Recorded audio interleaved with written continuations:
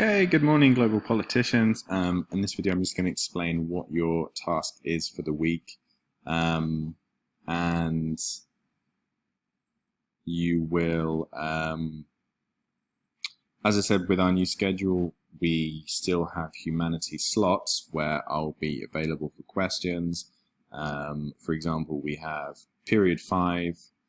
On a Monday, I'll be available for questions. I'll be available for help. Maybe we can do a Google calls. Same with on a normal week, Thursday and Friday. So because of that, I think Wednesday at about 8:30, we're just going to all check in together and see where we are with our work. Okay, so what we're doing this week is we're looking at factors that inhibit development. Okay, so previously we've analyzed the strengths and weaknesses of different methods of analyzing development. So we now know, or I hope we now know, that development is a really contested concept, and there's not a foolproof way of defining it or measuring it. All of the ways have disadvantages.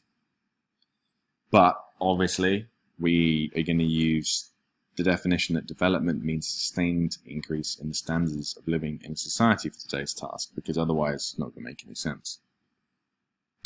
So we're going to look at 3 different factors that inhibit, means stops, the growth of development. So Jonathan, James, Nora, and Rachel, you're going to look at poor management. So when we talk about poor management, it's almost like positive human rights. Governments need to do a lot of things to encourage development. They need to build and maintain infrastructure. They need to raise and spend finance. If governments are bad at doing this, development is impossible. You don't want to build a factory in the city where the power goes out at any time. And so to do this, they need to set up laws and business practices that encourage investment and initiative, that protect businesses, that protects individuals. And I'll just give you an example that I thought of. The Indonesian film industry is not very developed globally. It's big in Indonesia, but it's not big globally. And considering the spending power of Indonesia, remember Indonesia's GDP is quite high. The population of Indonesia, you'd think it would be much bigger. Now, one of the reasons why it's not developed is because if you go to PTC or any big shopping mall, go into any one of those shops selling pirated DVDs. And that means that because the intellectual property is not being protected by the government, you can go into PDC and you can buy a DVD for, 10,000. So Jonathan, James, Nora, and Rachel, you're going to be working on poor management. I'm going to explain in a minute exactly what you're going to be doing. Corruption is Sean, Stuart, Kevin, and Jordan.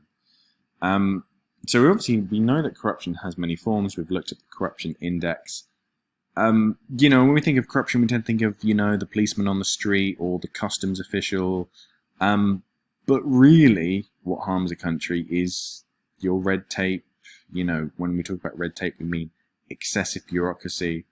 And this should take something that should be very simple into an overcomplicated process. That takes too much paperwork, interviews, visits, and bribes along the way. So Sean C, Kevin, and Jordan, you're going to be looking at corruption. And in Sean E and Jean, you're going to be looking at political instability.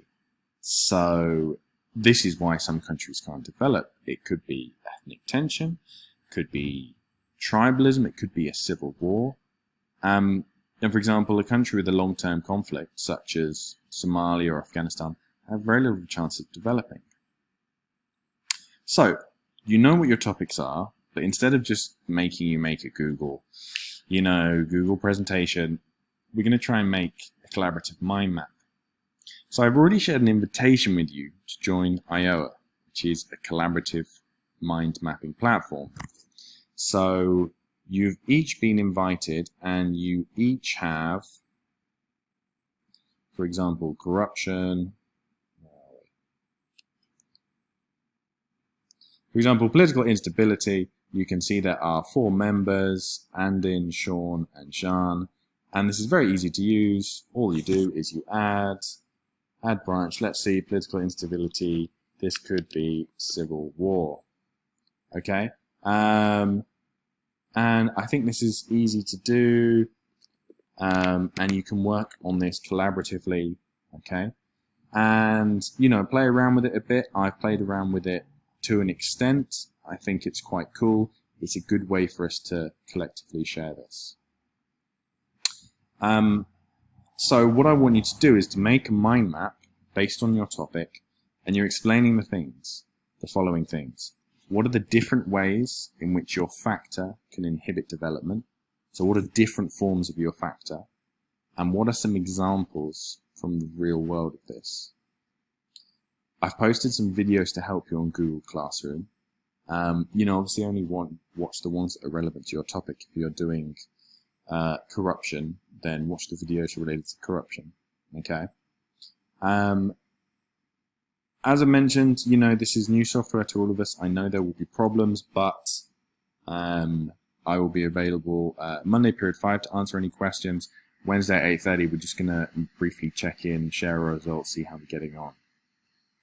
Now, a new thing is you need to post a question or something you've learned on our Google Docs engagement week 3.